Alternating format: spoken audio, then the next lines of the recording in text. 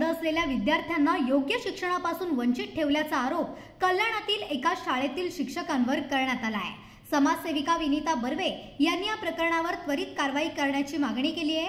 पालकांच्या तक्रारीनुसार गेल्या 5 वर्षांमध्ये या शाळेतील शिक्षकांनी दिव्यांग मुलांकडे एकही भेट दिलेली नाही। फोनद्वारे संपर्क साधताना शिक्षिकेने पालकांची चौकशी नाकारली। समाजसेविकांच्या म्हणण्यानुसार मुलांच्या शैक्षणिक प्रगतीसाठी शिक्षकांनी वेळोवेळी मुलांना भेटणे, अभ्यासाची माहिती गोळा करणे आणि योग्य मार्गदर्शन करणे ही त्यांची जबाबदारी आहे। परंतु गेल्या 5 वर्षांपासून ही कामगिरी पूर्णपणे दुर्लक्षित केली जात आहे। विनीता बर्वे यांनी म्हटले की हे प्रकरण फक्त एका मुलाचंच नाही तर अनेक पालक अशाच तक्रारी करत आहेत। दिव्यांग मुलांचे शिक्षण थांबवू शकत नाही अशा शिक्षकांना तात्काळ निलंबित करावे आणि योग्य शिक्षण पुरवण्यासाठी पारंगत शिक्षकांची नेमणूक करावी। शिक्षण विभागाने या गंभीर प्रकरणाकडे लक्ष देत त्वरित दखल घेणे आवश्यक आहे, ज्यामुळे जन्मतःच अंध असलेल्या विद्यार्थ्यांनाही त्यांच्या शैक्षणिक अधिकारांचा पूर्ण लाभ मिळू शकेल।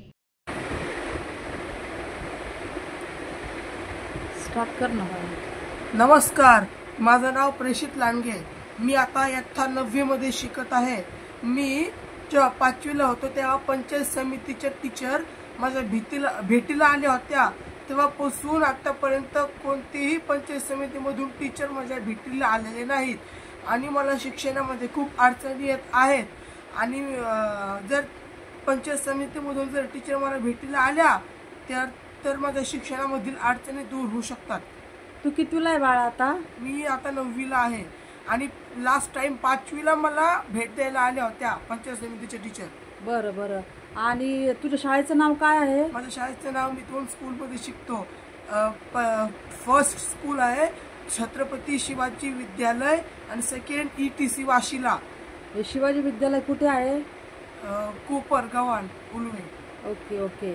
बर, तुला मोठं होऊन काय व्हायचं आहे? मला मोठं होऊन IAS व्हायचं आहे आणि मी अशी आशा करतो की जर पंचायत समितीमधून जर टीचर्स माझ्या स्कूलला मला भेट द्यायला आले तर मला शिक्षणामध्ये मी ग्रो करू शकेन। ओके ओके, ठीक आहे, चालेल। थँक्यू। मॅडम, काय सांगाल, आज पंचायत समितीच्या शिक्षण विभागामध्ये आपण आलेला आहात, कोणता मुद्दा घेऊन आपण आला होतात आणि आपण कोणाला भेटलात आणि आपल्या समस्याचं कसं निराकरण झालं? नमस्कार, माझं नाव विनीता बर्वे आहे। ॲक्च्युली आम्ही इथे पनवेलमध्ये पंचायत समिती पनवेल इथे आलेलो आहोत। गट शिक्षण अधिकाऱ्यांना भेटायला आलेलो आहोत। विषय फार संवेदनशील आहे। हा दिव्यांग मुलांचा विषय आहे। दिव्यांग मुलांचा विषय असा आहे की इथले जे सर्व शिक्षण अभियानचे जे शिक्षक लोक आहेत त्यांचं काम काय आहे की ज्या विभागामध्ये जे दिव्यांग मुलं आहेत, मग ते दृष्टीहीन असो, कर्णबधिर असो किंवा मग ते डाऊन सिंड्रोम असो किंवा मग ते मेंटली इश्यू त्यांचा कोणताही असो, त्यांच्या जॉब कार्डमध्ये काय आहे की त्यांनी जाऊन त्या शाळेमध्ये त्या मुलांना प्रॉपर मार्गदर्शन करणं, कोणते विषय घ्यावा, कोणते विषय घेऊ नये हे त्या संबंधित टीचरला त्यांनी समजावून सांगणं, पुन्हा त्या मुलाच्या आरोग्याविषयी काळजी घेणं किंवा त्या मुलाला शिक्षणाविषयी कशा पद्धतीने आपण त्यांना मार्गदर्शन करू शकतो त्या पद्धतीने शासनाच्या काय योजना आलेल्या आहेत आणि त्या आपण कशा पद्धतीने आपण मुलांना देऊ शकतो हे सर्व शिक्षण अभियानचं काम आहे। परंतु गेली 5 वर्षापासून पंचायत समितीचा कोणताही एकही शिक्षक आमच्या मुलांना भेटीला कोणालाही आलेला नाही आहे।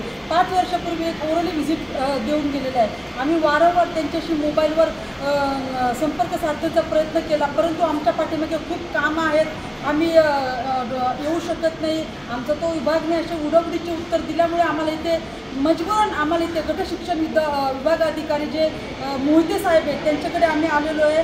आमचा मुद्दा हा आम्ही रास्तपणे मांडलेला आहे। सुरुवातीला त्यांनीही थोडंसं शिक्षकांची बाजू घेतलेली होती, परंतु आम्ही आमचा मुद्दा इथं प्रखरपणे मांडलेला आहे विथ प्रूफ सहित। यांचाही मुलगा हे पॅरेंट्स आहेत, आणखीनही पॅरेंट्स ऑन द वे आहेत। आम्ही आमच्या मुलाच्या न्याय हक्कासाठी इथे न्याय मागायला आलेलो आहोत आणि अपेक्षा आहे की ह्या गट शिक्षण अधिकारी जे मोहिते साहेब आहेत त्यांनी आमच्या मुलासाठी जे काही शासनाकडून आलेल्या योजना असो किंवा जे काही अध्यापनाचे त्यांचे जे कर्तव्य आहे त्यांनी ते व्यवस्थित पार पाडावं। या ठिकाणी ज्या शिक्षिका आहेत किंवा शिक्षक आहेत हे शासनाचा गलेलट्ट पगार घेतात, तर त्या संदर्भात तुम्ही काय मागणी केलेली आहे त्यांच्यासाठी? त्यांना 30-40 हजार पगार असतो दिव्यांग मुलांना शिकवण्यासाठी. हे फक्त यांचं फक्त सुविधा बघतात. ऑफिसच्या जवळ घर असलं पाहिजे, ऑफिसच्या जवळ त्यांच्या मुलाची शाळा असली पाहिजे, ऑफिसजवळ सगळं त्यांचं असलं पाहिजे. हे फक्त त्यांच्या सुखसुविधा बघतात. पण आमच्या पालकांचे जे दिव्यांग मुलं आहेत त्यांच्याकडे यांचं पूर्णपणे दुर्लक्ष झालेलं आहे.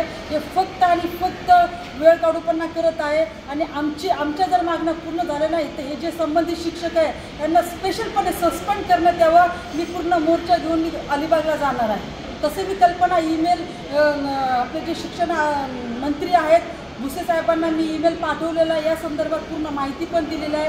याचा जर आम्हाला निकाल चांगला पॉझिटिव्ह नाही आला तर नक्कीच आम्ही अलिबागला मोर्चा काढणार आहे. संबंधित शिक्षक लोक सस्पेंड झाले पाहिजे आणि आमच्या मुलांना आमचा न्याय हक्क भेटला पाहिजे.